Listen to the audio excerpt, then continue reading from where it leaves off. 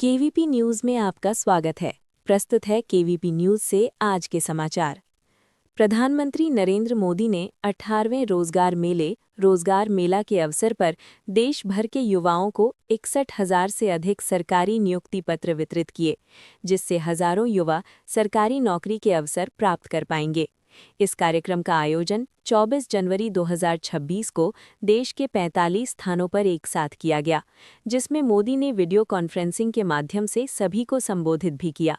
इस मेले के तहत चयनित युवा भारत के विभिन्न मंत्रालयों और विभागों जैसे गृह मंत्रालय, स्वास्थ्य और परिवार कल्याण मंत्रालय, वित्तीय सेवा विभाग, उच्च शिक्षा विभाग सहित कई केंद्रीय संगठनों में नियुक्त होंगे, जिससे उन्हें स्थिर और सम्मानजनक करियर का मार्ग मिलेगा।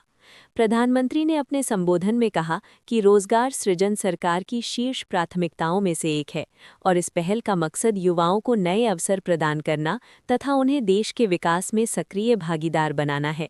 उन्होंने ये भी उल्लेख किया कि भारत पर वैश्विक स्तर पर भरोसा बढ़ रहा है। आर्थिक मजबूती और विकास के कारण रोजगार के नए अवसर खुल रहे हैं, जिससे युवा शक्ति को वैश्विक मंच पर आगे बढ़ने का अवसर मिलेगा। ये रोजगार मेला एक महत्वपूर्ण राष्ट्रीय प्रयास है, जिसने अब तक 11 लाख से अधिक नियुक्ति पत्रों के माध्यम से युवाओं को रोजगार से जोड़ा है। कार्यक्रम में महिलाओं की भागीदारी पर भी जोर दिया गया और कई स्टार्टअप्स और संगठनों में महिला डायरेक्टरों की संख्या बढ़ने को सकारात्मक संकेत के रूप में देखा गया, जिससे समाज के प्रत्येक वर्ग को समान अवसर मिल रहे हैं और रोजगार के क्षेत्र में महिलाओं का नेतृत्व भी मजबूत हो रहा है। जोधपुर सेंट्रल जेल में 3 इडियट्स वाले मशहूर क्लाइमेट एक्टिविस्ट सोनम वांगचुक अपनी कैद के दौरान भी अनूठे प्रयोग कर रहे हैं और बैरकों की परिस्थितियों को बेहतर बनाने की कोशिश में हैं। जोधपुर जेल में 119 दिनों से बंद वांगचुक ने अपनी पत्नी गीतांजलि आंगमो से मुलाकात के दौरान बताया कि उन्होंने जेल की बैरकों को गर्मी में भी ठंडा और आरामदायक रखने के लिए इको रिस्पॉन्सिव आर्किटेक्चर पर प्रयोग शुरू करने की इच्छा जताई है। इसके लिए उन्होंने कोर्ट और जेल प्रशासन से थर्मामीटर जैसे साधारण वैज्ञानिक उपकरण उपलब्ध कराने का अनुरोध किया है, ताकि तापमान को मापकर बैरकों में सुधार के तरीके पर परीक्षण किए जा सके। वहीं वांगचुक खुद कैद के समय चींटियों पर आधारित किताबें पढ़ रहे हैं, क्योंकि वे चींटी समुदाय की एकजुटता और टीम वर्क से प्रेरणा लेने का दावा करते हैं। उनकी पत्नी ने ये भी कहा है कि वांगचुक जेल में बैठे रहते हुए भी अपने पर्यावरण और वास्तुकला के सिद्धांतों पर काम जारी रखना चाहते हैं और बालकों के लिए बैरकों के माहौल को बेहतर बनाने का प्रयास कर रहे हैं। उनकी रिहाई और इस मामले की अगली सुनवाई 29 जनवरी को सुप्रीम कोर्ट में होने वाली है। जम्मू कश्मीर के कठुआ जिले में सुरक्षा बलों ने एक बड़ी सफलता हासिल की है, जहां शुक्रवार को एक जैश-ए-मोहम्मद जैम के कमांडर ग्रेड आतंकवादी को एनकाउंटर में मार गिराया गया। नई खुफिया जानकारी के आधार पर जम्मू और कश्मीर पुलिस, भारतीय सेना और सीआरपीएफ ने परहेटर बिलावर इलाके में संयुक्त अभियान चलाया और घायल सिविलियंस को बंधक बनाए जाने से पहले उन्हें सुरक्षित निकाल लिया। अधिकारियों ने मारे गए आतंकवादी की पहचान उस्मान, जिसे अबू माविया के नाम से भी जाना जाता था, के रूप में की है, जो पाकिस्तान मूल का था और पिछले कई वर्षों से उधमपुर कठुआ क्षेत्रों में सक्रिय था। सुरक्षा बलों ने उस्मान के कब्जे से अमेरिका निर्मित एक M4 ऑटोमैटिक राइफल, भारी हथियार और गोला बारूद बरामद किया, जिससे ये संकेत मिलता है कि आतंकवादी अत्याधुनिक हथियारों का उपयोग कर रहे थे। ये कार्रवाई गणतंत्र दिवस से पहले क्षेत्र में संभावित खतरों को विफल करने के उद्देश्य से की गई थी। एनकाउंटर के बाद क्षेत्र में अतिरिक्त तलाशी अभियान जारी है, ताकि किसी अन्य संदिग्ध गतिविधि को रोका जा सके और सुरक्षा बढ़ाई जा सके। हिमाचल प्रदेश में भारी बर्फबारी के चलते जनजीवन और पर्यटन पर गहरा असर पड़ा है। खासकर मनाली जैसे प्रमुख हिल स्टेशन पर स्थितियों ने गंभीर रूप ले ली है। राज्य में इस सीजन की पहली मूसलाधार बर्फबारी के कारण मनाली, शिमला, कुफरी, नरकंडा समेत कई पर्यटन स्थलों पर मौसम अचानक बिगड़ गया और तापमान में तेज गिरावट आई। मनाली मार्ग पर सड़कों पर जमकर बर्फ जमा होने से वाहनों के पहिए फंस गए और मनाली कुल्लू हाईवे पर लंबी ट्रैफिक जैम बन गई, जिससे कई सैकड़ों वाहन घंटों तक जमी बर्फ में बंद रहे और पर्यटकों को अपने वाहनों में रात बितानी पड़ी।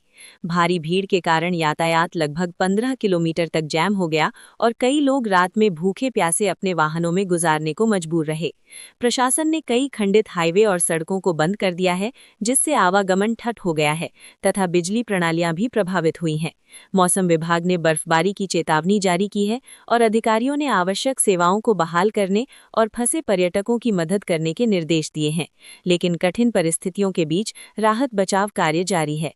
उत्तर प्रदेश में 23 जनवरी 2026 को एक अभूतपूर्व सुरक्षा अभ्यास कार्यक्रम स्टेट वाइड मॉक ड्रिल का आयोजन किया गया, जिसमें राज्य के 75 जिलों में एक साथ ब्लैकआउट और सायरन की आवाज के साथ युद्ध जैसी आपात स्थिति का सिमुलेशन किया गया।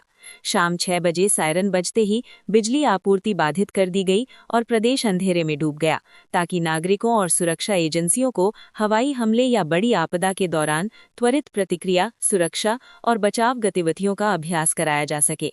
प्रशासन ने आम जनता को बताया कि ये एक पूर्व निर्धारित मॉक ड्रिल अभ्यास है और वास्तव में कोई वास्तविक खतरा नहीं है। साथ ही लोगों से सायरन और ब्लैकआउट के दौरान शांत रहने और निर्देशों का पालन करने का आग्रह किया गया।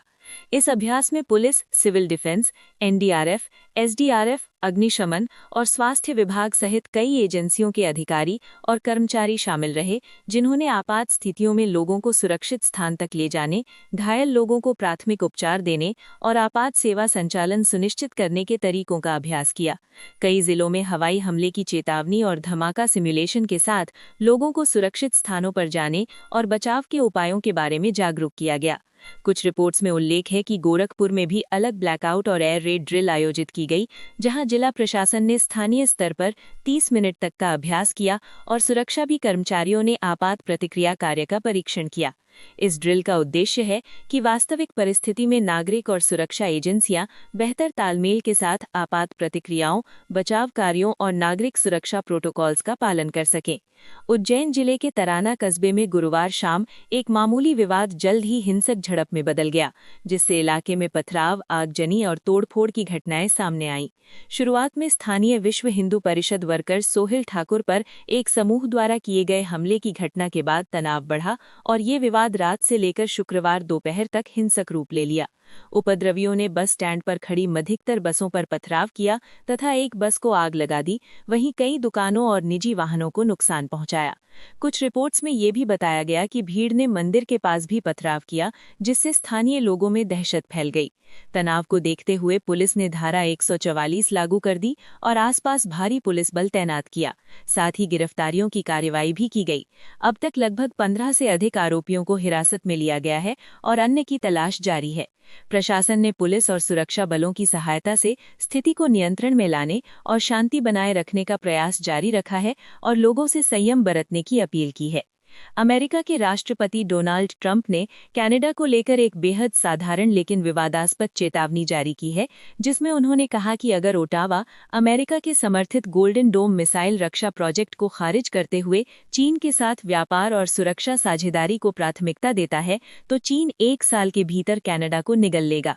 ट्रंप का ये बयान वर्ल्ड इकोनॉमिक फोरम के दौरान और social media platform truth social पर आया, जहां उन्होंने कहा कि कनाडा ने ग्रीनलैंड पर प्रस्तावित गोल्डन डोम प्रणाली का विरोध किया, जबकि ये प्रणाली तकनीकी रूप से कनाडा की भी रक्षा करेगी और इसके बजाय चीन के साथ कारोबारी रिश्तों को बढ़ावा दिया। उनके इस आरोप में ये भी शामिल था कि चीन के साथ नजदीकी बढ़ने से कनाडा की सुरक्षा और नेशनल हित रिखिम में पड़ सकते हैं। ट्रंप ने ये टिप्पणी कनाडा अमेरिका गठबंधन की रक्षा नीति और आपसी व्यापार तनाव के बीच की खींचतान के परिप्रेक्ष्य में की है, जिससे दोनों देशों के रिश्तों पर ताज़ा विवाद खड़ा हो गया है। अभिनेता कमाल राशिद खान उर्फ केआरके को मुंबई पुलिस ने ओशिवारा, अंधेरी, मुंबई में एक फायरिंग मामले में गिरफ्तार कर लिया है।